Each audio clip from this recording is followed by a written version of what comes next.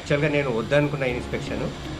ఏముంటది inspection just ఇట్లా మనమే చూసుకుంటే అయిపోతది అనుకున్నాను. కానీ ఈరోజు మా న్యూ ఫ్లాట్‌ని ఎక్కరో హోమ్ ఇన్స్‌పెక్షన్ టీమ్ వైపు నుంచి రిత్విక్ గారిచే ఇన్స్‌పెక్షన్ పూర్తి చేయించడం జరిగింది. నిజంగా ఇది ఎక్సలెంట్ ఇన్స్‌పెక్షన్ చేయడం జరిగింది.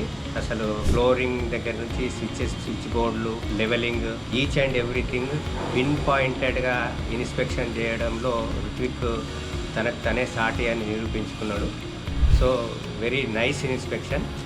ఎక్కడ ఉడకంగా ఎలాంటి చిన్న ఆస్పెక్ట్స్‌ని కూడా వదలకుండా ఎవ్రీథింగ్ పర్ఫెక్ట్‌గా ఇన్స్‌పెక్షన్ పూర్తి చేయడం జరిగింది. లీకేజెస్‌ని పర్టికులర్‌గా థర్మో స్కానర్‌తోన లీకేజెస్‌ని అన్నిటిని ఐడెంటిఫై చేసి మార్కింగ్ ఇవ్వడము, ఎవ్రీథింగ్ డన్ వెరీ పర్ఫెక్ట్‌లీ. యాక్చువల్‌గా నేను వద్దనుకున్న ఇన్స్‌పెక్షన్.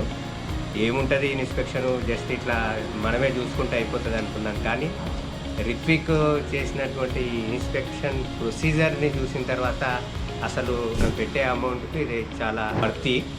సో తప్పకుండా ఈ ఇన్స్‌పెక్షన్ గానీ, రీఇన్స్‌పెక్షన్ గానీ ఒక ఫ్లాట్‌కి చాలా ఇంపార్టెంట్. మనం ఏవి హిడెన్ కంప్లెయింట్స్ అనేటివి మనకు పైకి కనబడవు, లోపల కంప్లెయింట్స్ ఉంటాయి.